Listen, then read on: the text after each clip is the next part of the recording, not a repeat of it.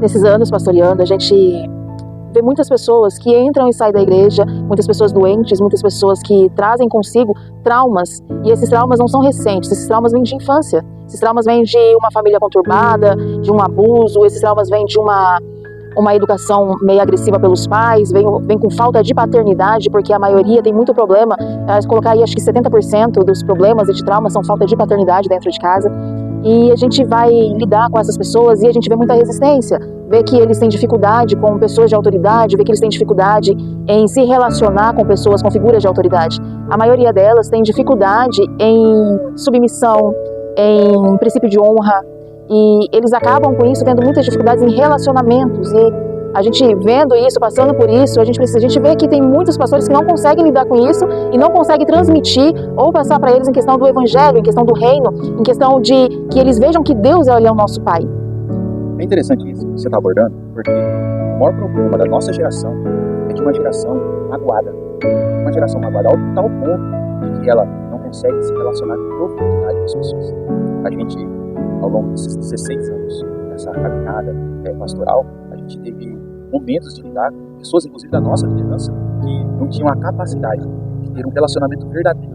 Era sempre um relacionamento superficial. Isso muito por conta de quê? De uma paternidade mal resolvida. Né? Não teve a criação do pai, não teve o amor do pai, não teve o relacionamento de profundidade do pai. E isso trouxe problemas que acarretou ao longo da sua vida, né? Do seu trabalho, não consegue respeitar a figura de autoridade masculina. Geralmente mulheres que tiveram problemas com seus pais na infância, elas não conseguem respeitar o marido. Eu tive problemas seríssimos dentro da igreja que a gente pastoreou, onde a gente teve que tratar de casos que as mulheres não conseguiam respeitar os seus próprios maridos. Mulheres, aquelas sargentonas, né, que queriam mandar, queriam impor, por quê? Por problemas da paternidade. Mas também a gente teve também muito marido que ele era omisso. Exato. Que ele deixava tudo para a esposa fazer. Exatamente. O marido que ele era indiferente, né, que a gente acaba falando não amadureceu, não como se ele fosse de 40 anos. Pois é.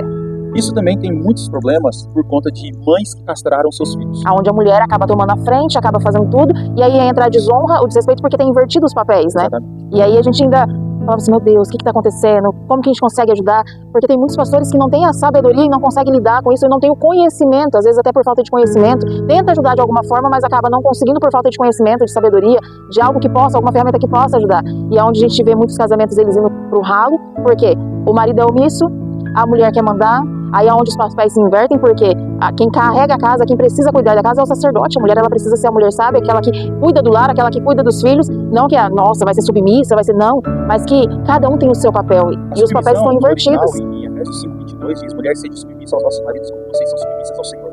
Essa palavra submissão significa estar debaixo de uma missão. Deus deu uma missão para o homem, de ser o sacerdote do seu lar. E a mulher, ela não pode tomar esse papel. Todas as vezes que a mulher toma esse papel, ela se sobrecarrega de uma tal maneira que ela não suporta, ela não consegue dar conta dessa responsabilidade. E é onde entra os divórcios. Eu já lidei com situações com obreiros, pessoas, com homens, que está no terceiro, no quarto casamento, que teve problemas na área da sexualidade, com o adultério. Teve outros casos, já que eu tratei ao longo da caminhada ministerial, de um homem que já traiu a esposa mais de 20 vezes. Isso tem tudo a ver com o papel de um sacerdócio desconstruído, de uma família desajustada, e isso é o maior problema da nossa geração. Por que está acontecendo tantos divórcios na nossa geração? Por que está acontecendo tantos divórcios nos dias odiernos? Justamente por conta de uma paternidade mal resolvida. É o espírito de orfandade, é o órfão que nunca conseguiu encontrar o verdadeiro amor do seu pai. E aí a gente vê homens omissos, castrados pelas suas mães dominadoras, que não permitem que as esposas deles possam ocupar o seu espaço de casa, porque a mãe ela é dominadora, então ela castra o filho é omisso no seu papel sacerdotal, a mulher é obrigada a tomar a frente, né, na vida conjugal, na vida familiar, e é onde há essa desconstrução familiar, onde há esse desequilíbrio dentro da família. A gente vendo isso, e aí a gente leva lá para a infância, a gente tenta descobrir por que é assim, qual o motivo de ser assim, por que essa pessoa não transforma, não muda, por mais que tenha aceitado a Jesus, por mais que já tenha caminhado com Cristo há algum tempo, e a gente vê que o relacionamento deles são muito fracionados, vê que eles não têm um relacionamento profundo, não conseguem chegar a ter esse relacionamento por conta lá de trás, lá de pequena, que você vai olhando, não teve relacionamento com o pai, não teve relacionamento com a mãe profundo, e acaba não tendo relacionamento profundo com Deus, porque não consegue, trava, tem uma barreira, tem algo que impede, e a pessoa também, muitas vezes por medo, ou também por ser cômodo, não busca, não tem a transformação, e aonde entra muitas crises, né, traz muitos problemas e acaba nunca conseguindo resolver nada, e aí acaba a que foi lá atrás, desde pequeno, traz para o casamento, e ali se tem filhos, e isso vai se estendendo para os filhos, e isso é um ciclo que continua. Porque, querendo ou não, você vai acabar buscando o mesmo caminho, o mesmo, por mais que você tenta fugir. Sim, isso aí é tão interessante, porque falarmos de traumas da infância revela uma questão que a gente trata muito na teologia, que é sobre a maldição hereditária. A gente sabe que Jesus ele morreu na cruz para nos salvar, e sobre ele tomou sobre si todas as nossas enfermidades. O castigo que nos traz a paz estava sobre ele, por suas pisaduras somos sarados. Mas a gente tem que ter essa diferenciação, né? De quando a gente estuda bem a fundo essa questão, a gente precisa entender que existe pecado e pecados, né? O que Jesus fez na cruz do Calvário foi nos perdoar do pecado, da natureza pecaminosa que habita em nós, da natureza adâmica. Mas os pecados, que são aquelas transgressões fundamentadas na nossa alma, elas ainda estão enxertadas dentro de nós. Ainda que Efésios capítulo 1, versículo 13 fala que nós fomos selados, né? Essa palavra selo, ela vem de uma linha, né, de interpretação, onde na cultura romana o senhor de escravo comprava um escravo e ele selava, queimava a pele, trazendo uma marca ali, para que todos, quando ele passasse, aquele escravo passasse na rua, todas as pessoas vissem que aquele escravo tinha dono, né? Então nós somos selados pelo Espírito Santo. Então no Espírito nós somos salvos, mas a nossa alma, ela não é salva. Por quê? Porque é um processo gradativo, né, de transformação. Quando estamos em Cristo, nós somos uma nova criatura. Esse é o ponto. Não é uma criatura no estereótipo, não é uma questão que envolve as emoções, mas sim no nosso espírito somos uma nova criatura e as coisas velhas se passaram. Então há um renovo, uma mudança de atitude, uma mudança de entendimento, onde a nossa alma, que é a sede da nossa intenção, nossos pensamentos, emoções, eles começam a ser transformados. E existem muitas pessoas que aceitaram a Jesus, mas não foram transformados, não permitiram que a sua alma ela fosse mudada, transformada por essa renovação de entendimento, né?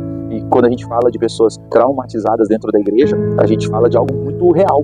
As pessoas elas vêm muito doentes e muitas das vezes o pastor, a liderança, eles não conseguem ver isso ou não têm o conhecimento necessário.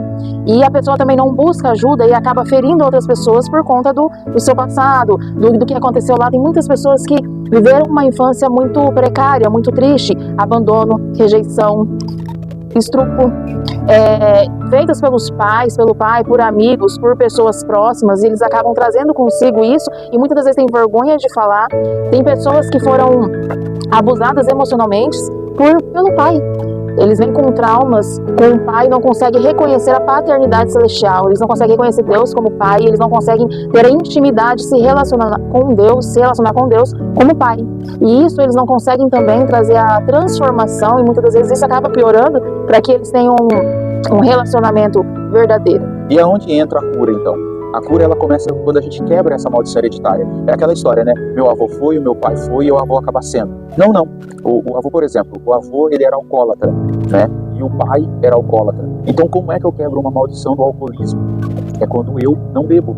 Então, se eu não beber, eu vou quebrar essa maldição. É um ciclo. Exato. Por exemplo, a pessoa, ela tá numa família onde todo mundo se divorciou.